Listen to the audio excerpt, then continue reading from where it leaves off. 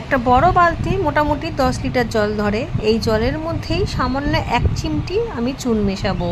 গাছে দেবো, প্রতি মাসেই একবার করে দিই। দুভাবে দেওয়া যেতে পারে। এক তো জলটা পাতলা করে যেভাবে আমি করছি সেভাবে নিয়ে গাছে ছিটিয়ে দেওয়া যায়, বা গাছের গোড়াতে গাছ অনুযায়ী টবের আকার অনুযায়ী অল্প অল্প করে দেওয়া যেতে পারে। তবে এর থেকে কিন্তু বেশি দেওয়া যাবে না।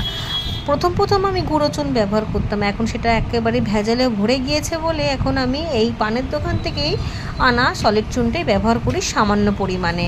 এতেই কাজ হবে দুর্দান্ত। অনেক উপকারিতা। পাতা হলুদ হয়ে যাবে না, কুঁকড়ে যাবে না, পাতার মধ্যে মাকড় লাগবে না, এবং সবথেকে মেন কথা হলো সামনে বর্ষা, ছত্রাক লাগার ভয় থাকবে না, মাটিটা ফাঙ্গাস মুক্ত থাকবে।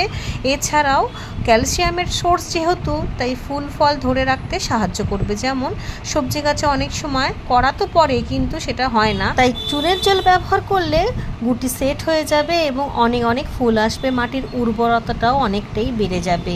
ভোরের টাইম অথবা বিকালবেলা রোদ পড়ে যাওয়ার পরে ব্যবহার করতে হবে। মাসে একবার, ঘন ঘন দেওয়া যাবে না, ওই মাসে একবার দিলেই যথেষ্ট, তাতেই কাজ হয়ে যাবে।